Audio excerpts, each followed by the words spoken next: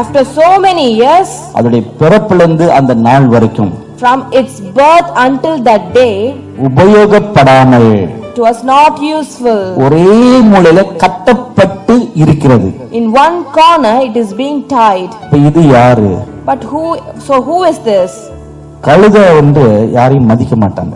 Nobody respects the ass. பாருங்க, ஒரு குதிரையும் கழுதையும் பக்கத்து வச்சா, if you set a donkey and a horse next to each other, குதிரையை பார்த்து ஆஹா ஓஹோன்னு எல்லாரும் சொல்லுவாங்க. and they will be very amazed to see the horse. எவ்வளவு அழகான குதிரை, such a beautiful horse. மூக்க பாரு, look at the nose, கண்ண பாரு, look at the eyes, காத பாரு, look at the ears, இப்படின்னு வர்ணிப்போம். and they will ஆனா அதே கழுதையை பார்த்தா, but once they see the donkey, கழுதை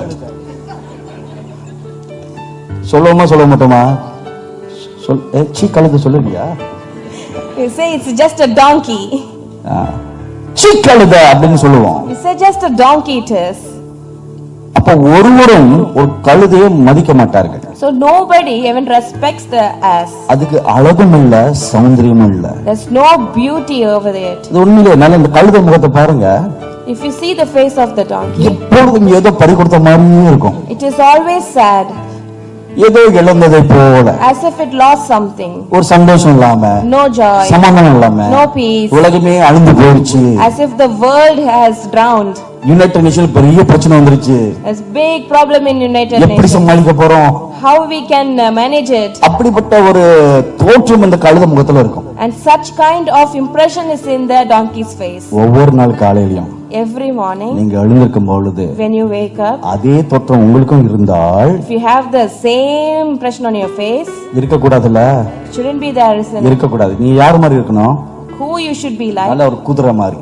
Like a horse. இந்த குதிரை முகத்தை பாருங்க. If you see the face of அதுக்குள்ள the ஒரு horse, கம்பீரம் இருக்கும், there is a majesty in it, ஒரு வீரம் இருக்கும், there is a ஒரு strength in it, துணிச்சல் இருக்கும், there is a courage in it, ஒரு கான்ஃபிடன்ஸ், எல்லாத்தையும் சாதிச்சிடலாம்.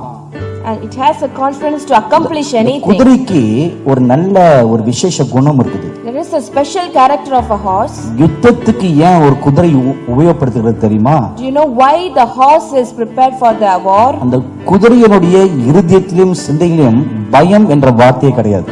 And in the heart and thought of the horse there is nothing called fear. எதிரி ஈட்டி வச்சிட்டு இருப்பான், The enemy will be like with a spear. அது குதிரை அதை பார்க்காது. The horse will not look at it, நேரா அதை நோக்கி போகும். and it will head ahead. போய் மோதினால் ஈட்டி குத்தி சாவோம் என்று குதிரைக்கு தெரியும். The horse knows that if it hits the spear it will die. தெரிந்தும் Even after knowing it, தன் ஜீவனையும் பாராமல், not looking at his life, ஜீவனையும் நேசியாமல், not loving the life, யுத்தத்தை நேராக நேருக்கு நேர் சந்திக்கக்கூடிய ஒரு பலமுள்ள தைரியமுள்ள ஒரு மிருகம் தான் ஒரு குதிரை. and this horse is a courageous, powerful, strong animal which will face the war face to face. இரண்டாவது அதுக்கு வேகம் இருக்கிறது. Second thing, it has the speed, இது ரெண்டும் அந்த கழுதை கிட்ட கிடையாது. and these two things are not with the ass. கழுதை பாருங்க, If you see the donkey, அண்ணன் நடந்து போகும். it will walk very slowly, அது கையில வாட்ச் இல்லையா, and it doesn't have a watch. மெதுவா அண்ணன் நடக்கும். It will walk very slowly, கொழுப்பு அதிகம் கழுதைக்கு. and it has much of fat. திமிரு பிடிச்ச கழுதைன்னு சொல்றோமா இல்லையா? And we say the donkey with much attitude. Stubborn. Stubborn. Stubbornness a donkey. அப்படின்னு திட்டுறோமா இல்லையா? We scold. அது ஏன் அப்படி திட்டுறோம்? Why do we scold like ஏன்னா that? கழுதைக்கு stubbornness இருக்குது. Because the donkey is having stubbornness. ஆனா குதிரை அப்படி கிடையாது. But the horse is not like that. சோம்பேறி கழுதைன்னு சொல்றோம். And we say idle, lazy. ஏன்னா கழுதை சோம்பேறி. Because the donkey is lazy. பாருங்க, கழுதை சோம்பேறி, Donkey is lazy. அதுக்கு வேகம் கிடையாது, It doesn't have speed, பலம் கிடையாது, doesn't have strength. எல்லாத்துக்கும் மேல Above everything, ஒரு பயந்தான் கோழி, it is very scared, உடனே ஓடிச்சு ஓடிரும். and it will run away. இது கழுதை.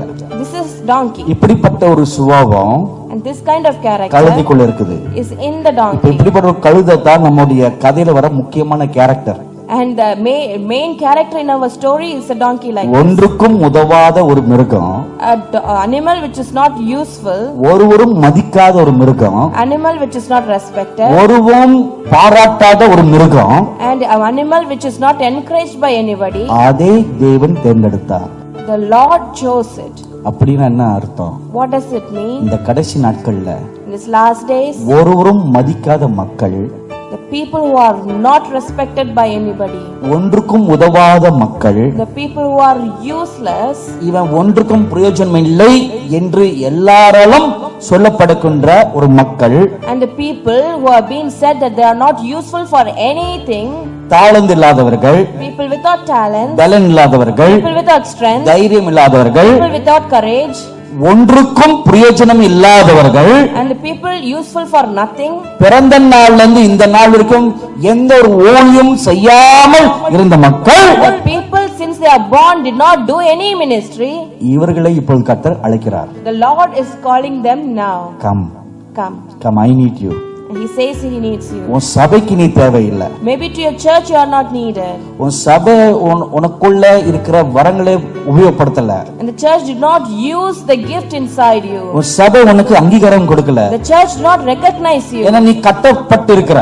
Because you are bounded. பாருங்க, அந்த கழுதை எங்க கட்டப்பட்டிருக்குன்னா, If you see where the donkey is being ஒரு tied, வீட்டு முனையில கட்டப்பட்டு இருக்குது. the corner of a house it is being tied. அந்த சொந்தக்காரன் வீட்டு முன்னாடி தான் அந்த கழுதை கட்டப்பட்டு இருக்குது. And in front of the house owner it is tied. அந்த சொந்தக்காரனுக்கு அந்த கழுதை பிரயோஜனம் இல்ல. And this donkey is not useful to his owner. அதே மாதிரி அநேக திருச்சபைகள் இருக்கிற மக்கள்.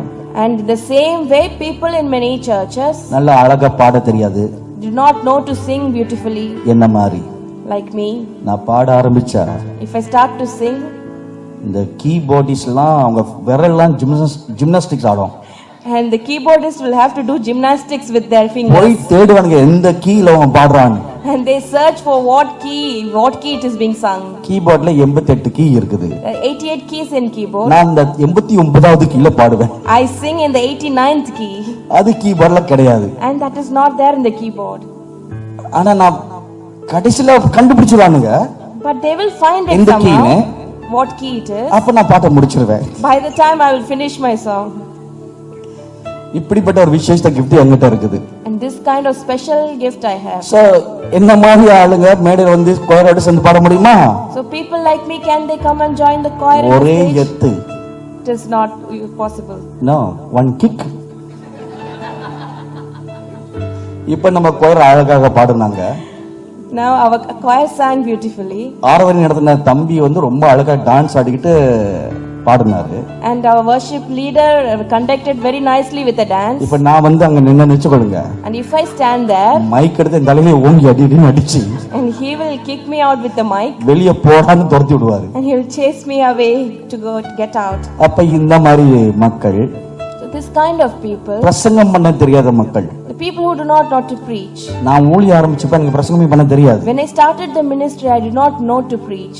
எப்படி என்ன பேசணும் ஒண்ணுமே தெரியாது. I did not know what or how to speak. மக்களை பார்க்கிறதுக்கும் பயம். And I was scared of the public. கண்ணை மூடிக்கிட்டே பிரசங்கம் பண்ணி முடிச்சிடுவேன். And I will close my eyes and finish the preaching. கிட்டுக்கிட்டுன்னு முன்ன வேகத்துல ஓடிடுறது. And I will just run very fast.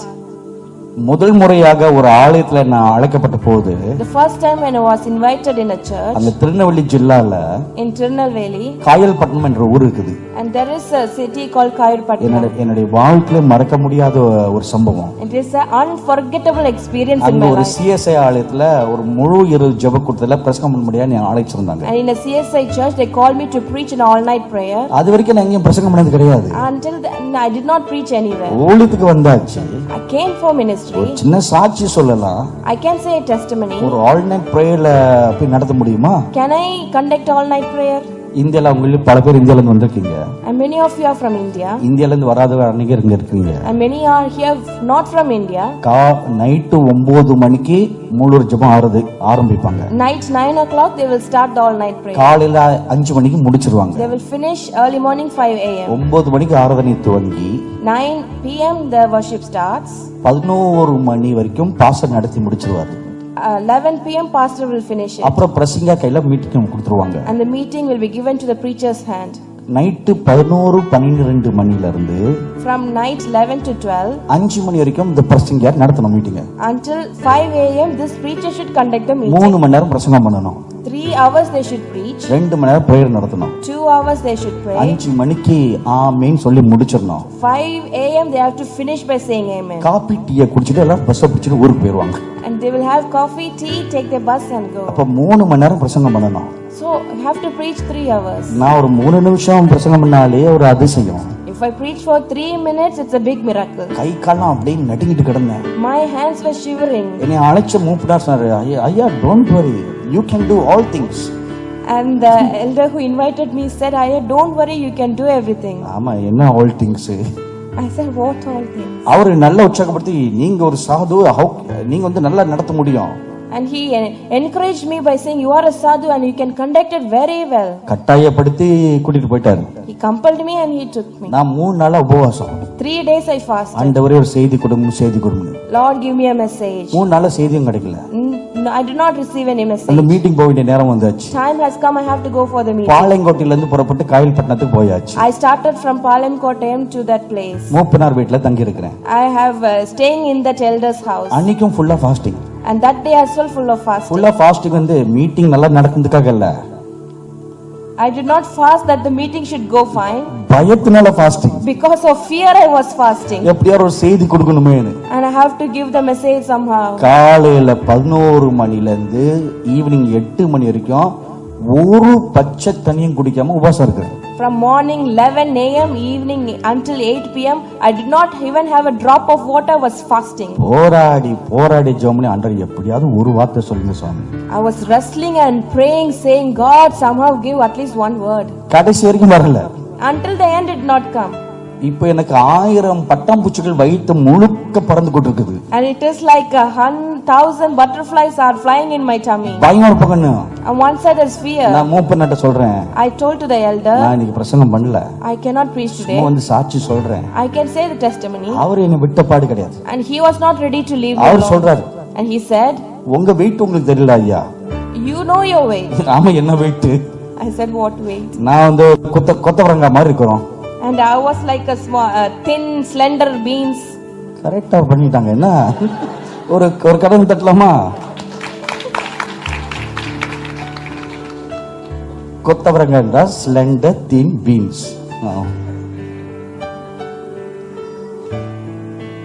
இறுதியில மணி 9 வந்துச்சு. And it was 9 p.m. finally. இப்போ மீட்டிங் போக வேண்டிய நேரம் வந்துருச்சு. Time for meeting has come. Meeting போனா அன்னைக்குன்னு பார்த்து செம்ம கூட்டம் ஆலயத்துல. And for that particular day there was lots of people in there. எப்பொழுதும் மீட்டிங் வரத சிஎஸ்ஐ ஐயர்வாளும் அன்னைக்கு வந்துட்டாரு. And the CSI priest who doesn't come for the meeting, he also attended ஏன்னா that ஒரு day. சாது வந்திருக்கான்னு சொல்லி அவரை பார்க்கறதுக்கு ஐயர்வாளும் வந்துட்டாரு. And hearing that a sadhu has come, even the priest has come there. அவர் மேடையில உட்கார்ந்திருந்தாரா? And he was sitting on the அவரை stage. பார்த்தா எனக்கு இன்னும் நடுங்க ஆரம்பிச்சு. On seeing him, I began to shiver more. ஐயர்வாள் வந்து உட்கார்ந்திருக்காரு அப்படின்னு. Oh, the priest is also being there. ஆராதனை நடந்து கொண்டே இருந்தது. As the worship was going on, ஊக்கமாக ஜெபம் பண்ணிட்டு இருந்தேன். I was praying fervently. இவங்க பாடுறாங்க தாவீதை போல ஆடும்னு, நான் இங்க ஆடுறது. And they were singing, "Dance like David, how can I dance?" உள்ளதான் எல்லாம் ஆடிக்கிட்டு இருக்குது. My heart is shaking. So ஆராதனையும் முடிஞ்சிருச்சு. And worship also was finished. அடுத்து நீ அறிமுகம் பண்றாங்க. And they introduced me.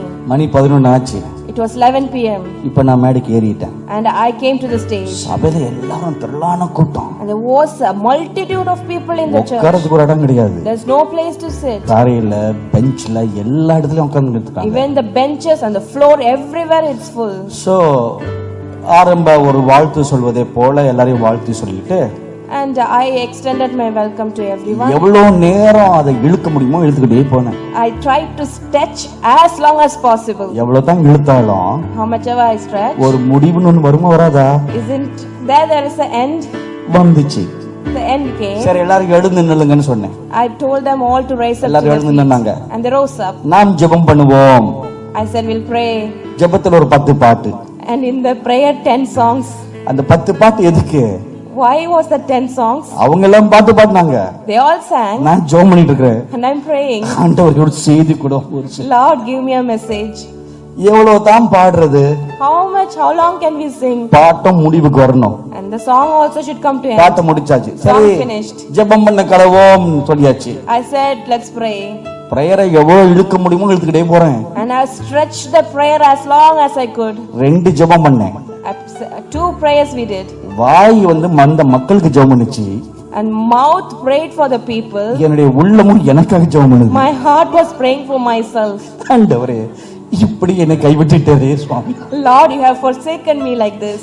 இதனால தான் நீ கெசமனில சிலுவையில தொங்கும்போது பிதாவே என்னை கைவிட்டீர்ச்சோம். I asked, did you pray like this? Is it for this reason you prayed in the Gethsemane? Lord, இப்படிலாம் புலம்பிக்கிட்டே கிடந்தேன். and I was lamenting like this. So finally prayer முடிக்கணுமா இல்லையா? And finally I have to finish the prayer. இப்ப பிரேயரை முடிக்க வேண்டிய நேரம் வருது. Time has come to finish the prayer. ஆமென் சொல்வதற்கு முன்பதாக Before I said amen, ஒரே ஒரு வார்த்தை சொன்னேன். one word I said. என்னை கைவிட்டாத சுவாமி. Lord, forsake me not.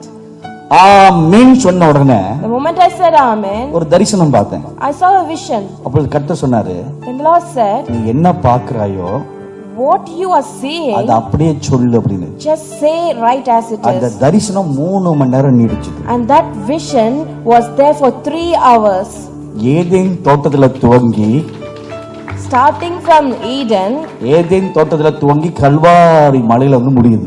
it started from the Garden of Eden and was finished in the Calvary cross. அதுதான் பிரசங்கம் அன்னைக்கு. And that was the preaching நான் that என்னென்ன day. காட்சியை பார்த்தேனோ அது அப்படியே நீ சொல்லு நான் சொன்னார். And the Lord said, whatever you see in the vision, just tell as it is. ஆதாமும் ஏவாளும் எப்படி சர்ப்பத்தால் வஞ்சிக்கப்பட்டாங்க. The way how Adam and Eve was deceived by the serpent. அதன் முதல் பகுதி. That's the first part. இரண்டாவது பகுதி வனாந்தரத்துல எப்படி ஆண்டவர் சாத்தானால் சோதிக்கப்படுகிறார். And the second part, in the wilderness, how God is being tempted by the devil. அந்த காட்சியை காமிச்சாரு. The Lord showed me that இது vision. ரெண்டையும் ஒப்பிட்டு காண்பித்து And comparing these two, இன்றைக்கு நமக்கு எப்படி சோதனைகள் வருகிறது today how temptations comes to us. அப்படின்னு ஆண்டவர் விளக்கி காமிச்சார். The Lord explained and showed it to us. இதுதான் என்னுடைய ஆரம்ப அனுபவம். And this was my initial அப்ப experience. பிரசங்கம் பண்ண தெரியாது என்னையே கர்த்தர் யூஸ் பண்ணாள்.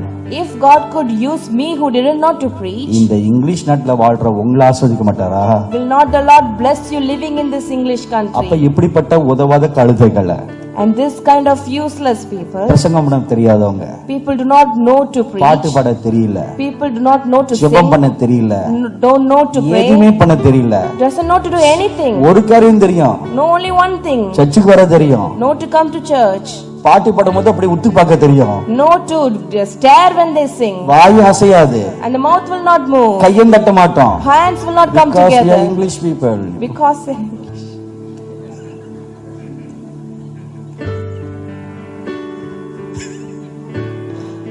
இப்படிலாம் இருக்கிற நம் and we as it is, அந்த கழுத எப்படி கட்டப்பட்டிருந்ததோ இப்படிப்பட்ட ஒரு வாழ்க்கையில இருக்கிற நாம், and we being in a life which is bound like that as over there. கர்த்தர் சொல்றார் பாருங்க, The Lord is saying, I need them. I need them. இவர்களை எனக்கு வேண்டும். I need them. I need such people for these last days. And I need the people for last days. அது அந்த கழுதை மேல ஆண்டு வந்து உட்கார்றாரு. And upon this, as the Lord takes seat, உட்கார்ந்த உடனே the moment he sat on it, கழுதோட status மாறிடுச்சு. the status of the donkey உடனே changed. பாருங்க எல்லாரும் வந்து Look, everyone immediately, உடனே எல்லாரும் வந்து வாங்க வாங்க செல்லங்களான்னு, and immediately everybody said, welcome, welcome, my dear. கழுதையை பார்த்து கொஞ்சம் ஆரம்பிச்சுட்டாங்க. And they said it to the donkey, அது வரைக்கும் உதவாத கழுத as which was not useful until that point of time. ஆண்டவராகிய இயேசு வந்து உட்கார்ந்தார். The moment Lord Jesus Christ sat on it, இதுல இன்னொரு சம்பவம் நடக்குது. and another incident happened. ஆண்டவர் வந்து உட்கார்வதற்கு முன்பதாக Before the Lord sits on அங்க that, கூடியிருந்த மக்கள் the people around them, அவங்க தங்களுடைய ஆடைகளை, பல நிறம் கொண்ட ஆடைகளை அந்த கழுதை மேல வைக்கிறார்கள். and the people, the many colored clothes, they put it on the donkey first. Please take note of that. Many colored clothes were put on the back of the donkey. அநேக நிறங்களுடைய ஆடைகள் அந்த கழுதையின் மேல் போர்த்தப்பட்டது. And the clothes with many colors were put on the donkey. அது எதுக்கு சமமாக இருக்கிறது? What is it equal to? கர்த்தருடைய 7 ஆவிகளுக்கு சமமாக இருக்கிறது. It is equal to the 7 Spirit of God. ஏனென்றால் கர்த்தருடைய 7 ஆவிகளுக்கு 7 நிறங்கள் உண்டு. And the 7 Spirit of God has 7 colors. வெளிப்படுத்தல் 4வது அதிகாரம் 1-2 வசனங்களை நீங்கள் வாசித்து பார்த்தால், And if you read Revelation chapter 4 verse 1 and 2, அங்க தேவனுடைய சிங்காசனத்துக்கு மேல வானவில்லை போன்ற 7 நிறங்களுடைய ஒரு வானவில் இருந்ததை யோவான் பார்க்கிறார். and John was seeing above the throne of God there is a rainbow with 7 colors. அந்த சிங்காசனத்துக்கு கீழே தான் 7 தீபங்கள் உண்டு. And below the throne there is 7 lamps. அந்த 7 தீபங்களும் 7 நிறங்கள் இருக்கிறது. And 7 lamps is of 7 colors. அப்ப கர்த்தருடைய 7 ஆவிகள், அதுக்கு 7 நிறங்கள் உண்டு. So the seventh spirit of God has 7 colors. So இப்படிப்பட்ட பல நிறங்கள் ஆடைகளை கொண்டாந்து கழுதை மேல வைக்கிறார்கள். And so they put the many colored garments on the donkey. இதுவரைக்கும் ஒன்றுக்கும் பிரயோஜனம் இல்லாமல் இருக்கும் இந்த கடைசி கால மக்கள் மேல், And the people who are not useful until this time, in this last days, கர்த்தர் உங்கள் மேல 7 ஆவிகளை ஊற்றப் போகிறார். the Lord is going to pour the 7 spirits upon you. Hallelujah. Hallelujah. 7 ஆவிகள். 7 spirits. அது மாத்திரமல்ல, Not only that, ஆண்டவர் வந்து உங்கள் மேல உட்காருவார். the Lord will sit on you. அவரே வந்து இந்த கடைசி கால சனியை நடத்த போகிறார். He himself is going to come and lead the end time army. இதுவரைக்கும் பூமியில அநேக தேவதாசர்கள் தோன்றினார்கள். Until now many servant of God was there in this earth. America கண்டத்துல, இங்க இங்கிலாந்து, ஐரோப்பா கண்டத்துல அநேக விசேஷமான தேவ ஊழியர்கள் எழும்பினார்கள். And in USA, Europe and England, many special men of God arose. அங்க ஒன்று இங்க ஒன்று என்று. Here and there one each. ஆனா இந்த கடைசி காலத்துல But in the end time, மாம்சமான யாவர் மேலும் கர்த்தருடைய ஆவி ஊற்றப்பட போகிறது. and upon all flesh the spirit of the Lord is going to be poured. ஆமென். ஒருத்தர் அல்ல, 2 பேர் அல்ல, Not 1 or 2. மாம்சமான யாவர் மேலும், Upon all the flesh. சிறியோர் மேல, For the small. வாலிபர்கள் மேல, For the youth. வயோதிபர்கள் மேல, For the elders. எல்லாரும் மேலும், Upon everyone. தெருவில் இருக்கிறவர்கள், One on the street. வீடு வாசல் இல்லாதவர்கள், The one without house. ஒன்றுக்கும் பிரயோஜனம் இல்லாதவர்கள், Useless people. எல்லாரும் மேலும் Upon everyone. கர்த்தருடைய 7 ஆவிகளை ஊற்றப் போகிறார். The Lord is going to pour his 7 spirits. Amen. Amen. அங்க பாருங்க, இந்த சம்பவத்துல If you see this incident, ஆண்டவராகிய இயேசு கிறிஸ்து கழுதை மேல அமர்ந்து பவனி செய்யும் பொழுது, when Lord Jesus Christ was sitting on this ass and moving, அவருக்கு முன்பாகவும் பின்பாகவும் 2 கூட்ட மக்கள் போறாங்க. ahead of him and behind him 2 groups of people were following. அவருக்கு முன்பாக யார் போகிறா? Ahead of him who is going? தாய்மார்கள், Mothers, குட்டி பிள்ளைகள். little children. அவருக்கு பின்பாக யார் வருகிறார்? Behind him who are there? முதிர்ந்தவர்கள், Elders ஆண்டவருடைய சீடர்கள். and the disciples of God. 2 கூட்டம் முன்னும் பின்னும் கடந்து செல்கிறது. 2 groups, front and back, they are going. அதே போல இந்த கடைசி நாட்கள்ல In the same way in this last days, இந்த ஒரு தாய்மார்களின் கூட்டத்தை கர்த்தர் எழுப்ப போகிறார். the Lord is going to raise up the group of women. ஆமென். இதுவரைக்கும் பெண்கள் அதிகமாக உபயோகப்படாமல் இருக்கிறார்கள். And the women are not used maximum until this time. எல்லாத்துலயும் பாத்தீங்கன்னா ஆண்கள் தான் முன்னாடி வந்து நிற்பாங்க. And the men will be in the front in every place. ஆனா அந்த பெண்கள் எவ்வளவு தான் உழைத்தாலும் பின்னாடி இருப்பார்கள். And the women, how much ever they labor, they are always in the back. Behind every successful man there is a woman சொல்றாங்க. And there is a saying like, அதுலயும் பாருங்க, அந்த woman எங்க நிக்கிறா? பின்னாடி நிக்கிறா. and even in that saying the woman is in the back. அந்த மேனோட சக்சஸ்க்கு அந்த woman தான் காரணம். And the woman is reason for that success. ஆனா அவளுடைய பொசிஷன் எங்க இருக்கு பாருங்க? But look at the position of the woman. Behind the man. Behind the man. அவனை ஆளாக்குனது இந்த பெண்ணு தான். And it is the woman who made him a man. இதுவரைக்கும் அப்படி இருந்தது. It was like this until now. ஆனால் இது மாற போகிறது. But this is going to change. Hallelujah.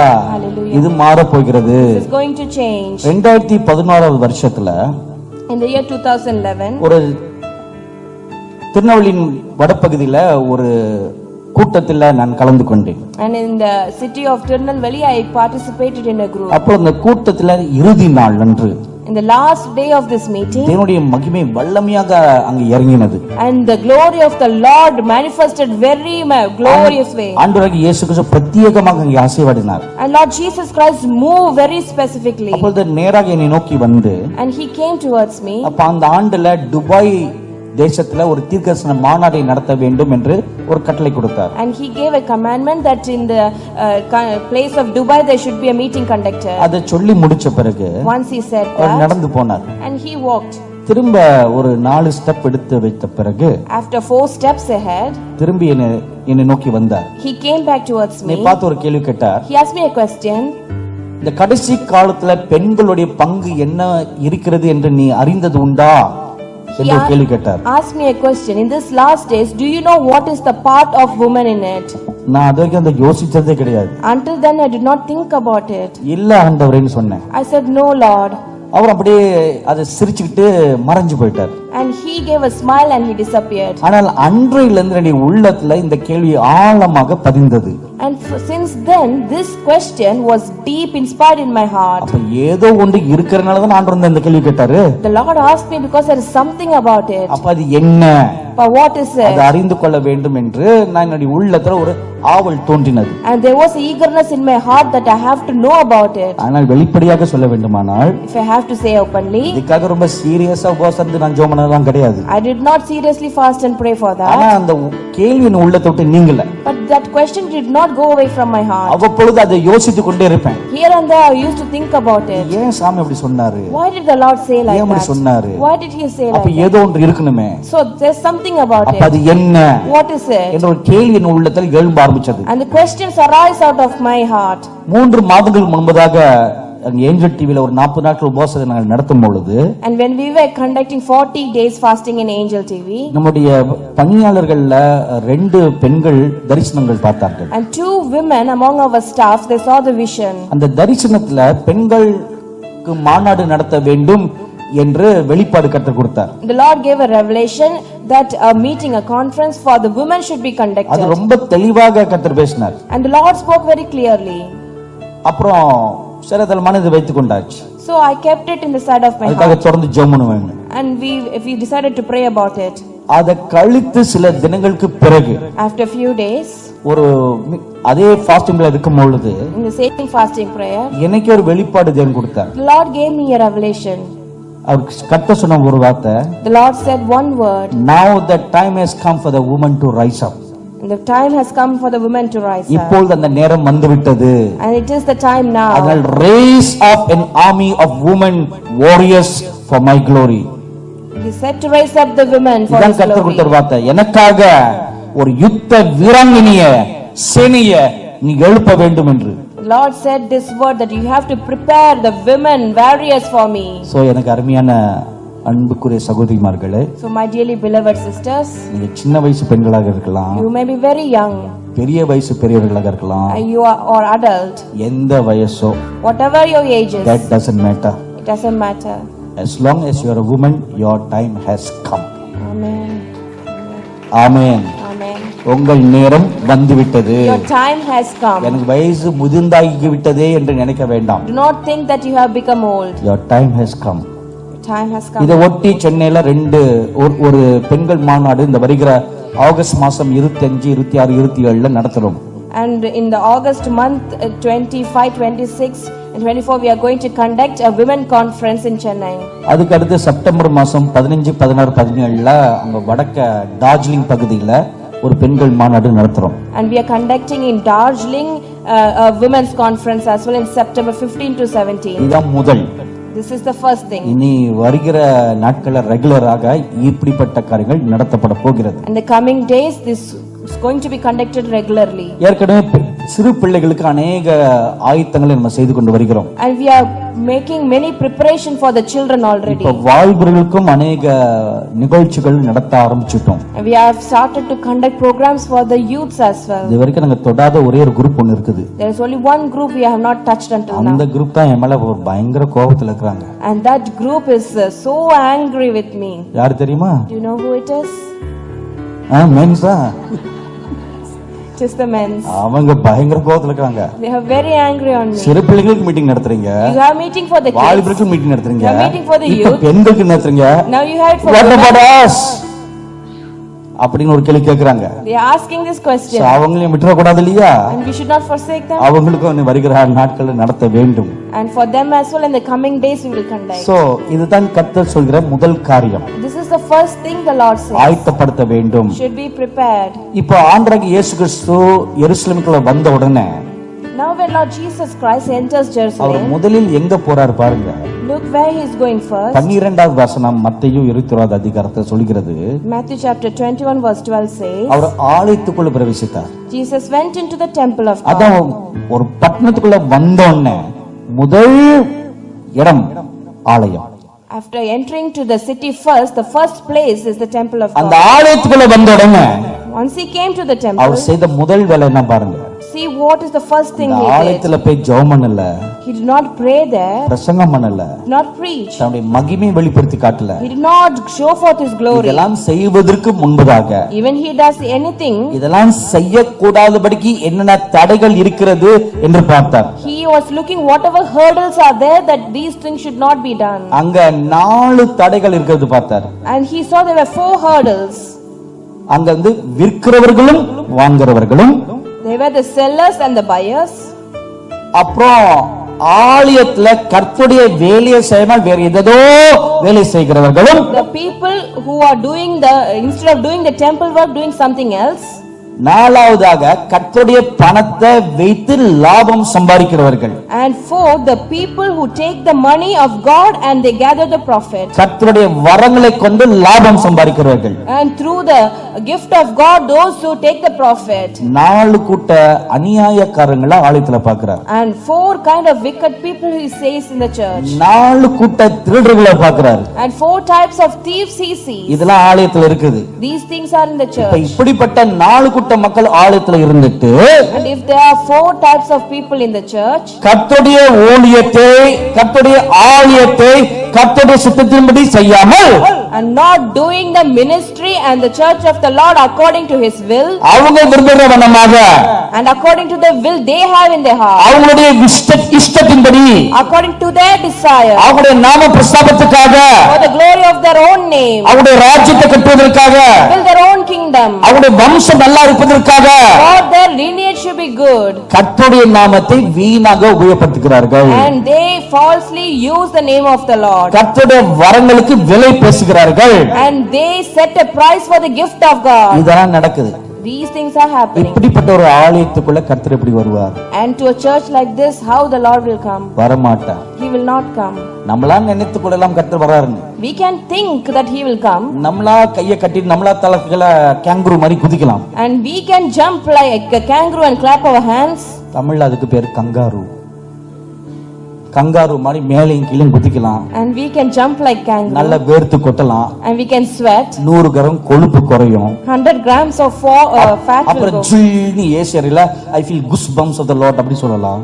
And in the AC room we can say that I feel goosebumps. இதெல்லாம் நம்முடைய மாம்சத்தின் கிரியைகள். And these are the things of the flesh. ஆனால் கர்த்தர் அந்த ஆலயத்துல கிடையாது. But the Lord is not in that church. கர்த்தர் கிடையாது. The Lord is not இது there. நம்மள உற்பத்தி செய்கின்ற ஒரு மாயமான ஒரு பிரசனம்.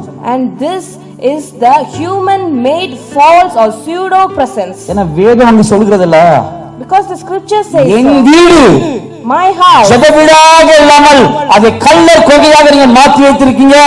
and it is not a prayer house, you have made a den of thieves. அப்ப கள்ளர் கொகையாக இருக்கின்ற ஒரு ஆலயத்துக்குள்ள கர்த்தர் வரமாட்டார். So the church where it is like den of thieves, the Lord will not come there. கர்த்தர் வர வேண்டுமானால் If the Lord has to come, உன் வீடு ஜெபவீடாக இருக்க வேண்டும். your house should be house of prayer. ஒரு ஆலயம் மாத்திரமல்ல, It's not only the church, உங்களுடைய சொந்த வீடாக கூட இருக்கலாம். even your own house. கர்த்தர் உன் வீட்டுக்கு வர வேண்டுமா? If the Lord wants to come to your house, அது ஒரு ஜெபவீடாக இருக்க வேண்டும். should be a house of prayer. நீயும் உன் வீட்டாரும் You and your household கர்த்தரை சேவிக்க கற்றுக்கொள்ள வேண்டும். should learn to serve the அந்த Lord. ஜெப தூபம் இருந்தா தானே தேவ சமூகம் அங்க வரும். And when there is the incense of prayer, His presence will come. சங்கீதம் 22:3 சொல்கிறது, As Psalms 22:3 says, நல்ல தேவ துதி மகிமை அங்க இருக்கும்போது கர்த்தருடைய பிரசன்னம் அங்க வரும் என்று. and when we are in the midst of praises, the presence of God descends. சங்கீதம் 141:2 சொல்கிறது, Psalms 141:2 says, கரங்களை உயர்த்தி ஜெபிக்கும் பொழுது when we raise our hands and அது pray, தூபத்தை போல தேவனை நோக்கி எழும்பும் என்று. and it will be rise up like the incense towards the Lord. அப்ப ஜெப தூபம் ஏறெடுக்கப்படும் பொழுது, And when the prayer incense is taken, துதி தூபம் ஏறெடுக்கப்படும் பொழுது, when the incense of praise is taken, அது 2-3 பேர் கூடுகிற ஒரு சின்ன ஒரு வீடாக கூட இருந்தால், even if it is a house where 2 or more people gather, அங்கே கர்த்தருடைய பிரசன்னம் இருக்கும். the glory or the presence of the Lord will be there. Amen. Amen. So இந்த இறுதி காலத்துல முதலில் நம்முடைய ஆலயத்தை நாம் சுத்தம் செய்ய வேண்டும். In this last time, first our house should be cleansed. நம்முடைய ஆலயம் சுத்திகரிக்கப்பட்டு இருக்கிறதா என்று நம்ம பார்க்கணும். And we have to check if our house is cleansed. எனக்கு அருமையானவர்களே, My dearly beloved, இங்க ஆண்டவராகிய இயேசு கிறிஸ்து சொன்ன வார்த்தையை கண்ணோக்கி பாருங்க. and look at the word Lord Jesus Christ said here. மத்தேயு சுவிசேஷம் 21:12-13. Matthew chapter 21 verse 12 and 13. ஆண்டவராகிய இயேசு கிறிஸ்து தாமே தம்முடைய ஆலயத்தை பார்த்து என்ன சொல்கிறார்?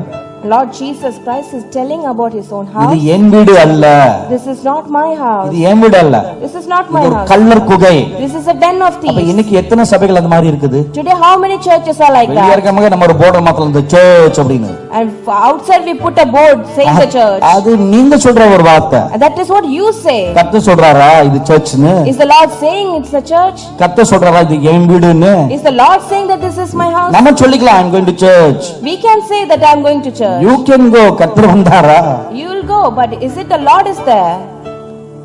சுமார் ஒரு 30 வருஷங்களுக்கு முன்பதாக 30 years ago, அப்பொழுது நான் ஊழியம் ஆரம்பிச்ச துவக்க நாட்கள். and it was my early days of ministry. என்னுடைய ஊழியம் முழுக்க பாளையங்கோட்டையில தான் நடந்தது. And my ministry used to happen in அங்க Palankote. பாளையங்கோட்டையில ஒரு நல்ல ஒரு சின்ன கிராமம். And there was a small village there. அங்க ஒரு சிஎஸ்ஐ ஆலயத்துல ஒரு கூட்டம் நடத்த அழைக்கப்பட்டிருந்தேன். And I was called in a CSI church over there. அங்க மீட்டிங் முடிஞ்ச உடனே After the meeting was அந்த finished, மூப்பனார் வந்து அவங்க வீட்டுக்கு என்னை அழைத்தார். the elder called me to his house, வந்து ஒரு டீ காபி குடிச்சிட்டு invited me for a tea, ஒரு பிரேயர் பண்ணுங்க.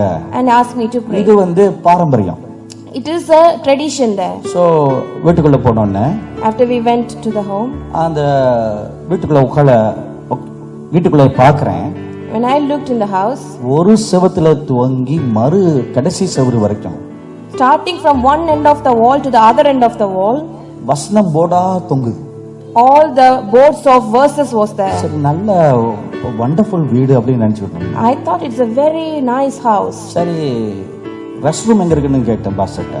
I asked him, where's the restroom? அங்க உள்ள போனாலும் When I went there, ஒரு மூலையில இருந்து அடுத்த மூலை வரைக்கும் from one corner of the wall to the other corner of the வசனம் wall, போர்டா தொங்கிட்டு இருக்கு. it's all verses hanging நான் there. யோசிச்சேன், I was thinking, பாத்ரூம்குள்ள வந்தாலும் வசனத்தை மெடிடேட் பண்ணணும் இந்த வீட்டுல. and in this house, even if you go to the restroom, you have to meditate the word of God. அப்படி நடந்து போகும்போது கிச்சனை தாண்டி போகணும். And when I passed the kitchen. சும்மா அப்படி ஓர கண்ணுல பார்த்தேன். Then I just looked side. கிச்சன்ல வசனங்களா ஒட்டி கிடக்குது. The kitchen is full of verses. அப்ப இந்த பாஸ்டரும் அங்க சமைக்கும் போது கூட வசனத்தை தியானம் பண்ணிக்கிட்டே சமைப்பாங்க. So I saw the wife of pastor, when she cooks, she will meditate word of God and cook. என்ன ஒரு பக்தியான வீடு. How such a devoted house. எனக்கு எவ்வளவு பெரிய பாக்கியம் இன்னைக்கு கிடைச்சிருந்தது. How much privileged I am today. நான் ஆனஸ்ட் அப்படிதான் நினைச்சிட்டு வந்து அங்க ஹால்ல உட்கார்றேன். Honestly, I thought like that and I sat in the hall. Tea coffee குடிச்சாச்சு. I had the tea. Sweet காரம் சாப்பிட்டாச்சு. I had the sweets. என் காரம். And the savories. சர்வீஸா? Savory. Service? Savories. சரி. எல்லாம் முடிச்ச உடனே இப்ப ப்ரே பண்ணணும். And after that we began to pray. எல்லாம் முழங்கால் போட்டாச்சு. We all knelt down. மூப்பனாரோட குடும்பம் எல்லாரும் வந்துட்டாங்க. And all the house members of the elder came. அதுலயும் ஜெபம் பண்ணும்போது அது அங்க ஒரு பாரம்பரியம் இருக்குது. And while we pray, there is another tradition there. உடனே ஜெபம் பண்ண கூடாது. We shouldn't pray straight away. ரெண்டு பாட்டு பாடணும். Have to sing 2 hymns. ரெண்டு பாட்டு பாடின உடனே After 2 hymns, ஒரு 10 வசனங்களை வாசிக்கணும். 10 verse should be read. அதுக்கு பிறகு தான் ஜெபம் பண்ணணும். After that only we have to pray. இதான் பாரம்பரியம். This is the tradition. இந்த பாரம்பரியத்தை மாத்திட்டா something wrong. And if you change the tradition, there's something wrong about பாட்டு it. பாடாம வசனம் வாசிக்காம ஜெபம் பண்ணிட்டா something wrong. And if you pray without singing and reading the verse, there's a problem. So பாட்டு பாடியாச்சு, வசனத்தை வாசிச்சாச்சு. So we sang and read the verse. இப்ப ஜெபம் பண்ணுவோம் முழங்கால் போட்டாச்சு. When we knelt down to pray, நான் கண்ணை மூடி ஒரு நிமிஷம் ஒருமுகப்படுத்தி அமைதியா இருக்கிறேன். and the moment I closed my eyes and quieted myself, திடீர்னு என்னுடைய ஆன்மீக கண்கள் திறக்கப்பட்டு நான் பார்க்கிறேன். immediately my spiritual eyes was open and I was seeing ஆண்டவராகிய இயேசு கிறிஸ்து வீட்டுக்கு வெளியே நிக்கிறார். Lord Jesus Christ was standing outside the house. அப்ப நான் கேக்குறேன், Then I asked, ஏன் வீட்டுக்கு வெளியே நிக்கிறீங்க ஆண்டவரே, உள்ளல்ல நீங்க வரணும்னு. Lord, why are you standing outside? You should be inside. அப்ப கர்த்தர் என்ன கேட்டாரு, The Lord asked me, அந்த வீட்டுக்குள்ள நான் இல்ல, உனக்கு அங்க என்ன வேலை? and he asked me, I am not in that house. What service you have inside. வெளியே வான்னு கூப்பிட்டாரு. He asked me to come out. நான் சொன்னேன் எப்படி சாமி வெளியே வருது? How can I come out, Lord? உடனே ஜெபத்தை ஆரம்பிச்சிருக்கேன். Now only I started the இன்னும் prayer. ஆமென்னு சொல்லி முடிக்கலையே. I didn't even finish by amen. வெளியே வா. He said, come out. I am not there. What are you doing there? If I am not there, what are you doing there? He இதுதான் asked. அந்த கேட்ட கேள்வி. And this is the question he asked நான் me. உடனே பரிந்துரைத்து பேசுறேன். And I humbled myself and I was asking, ஏன் சாமி? why, Lord? வீட்டை பாருங்க.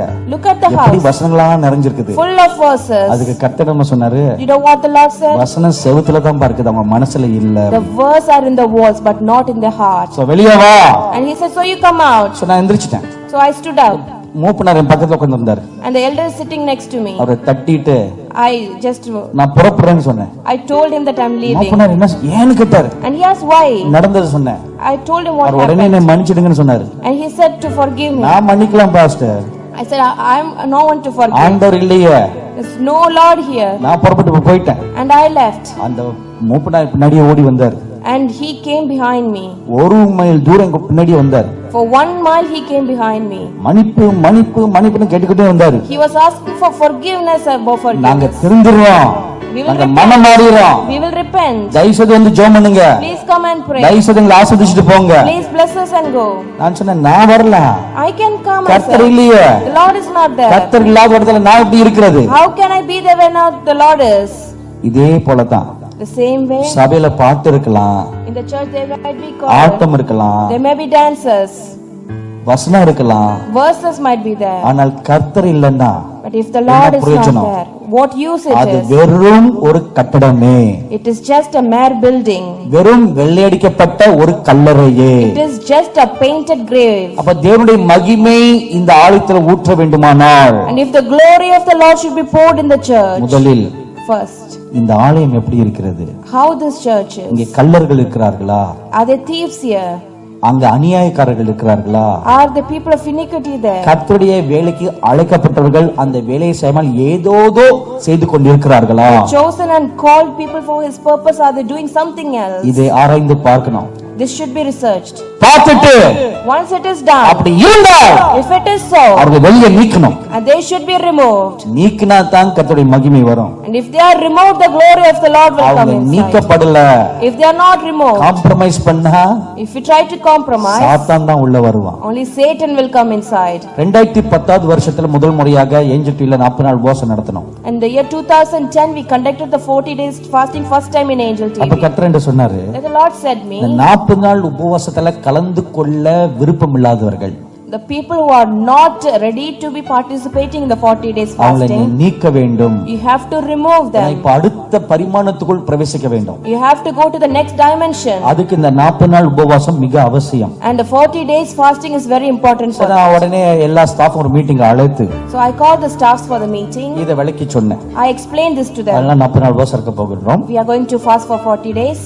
காலையில 12 மணி வரைக்கும் வேலை உண்டு.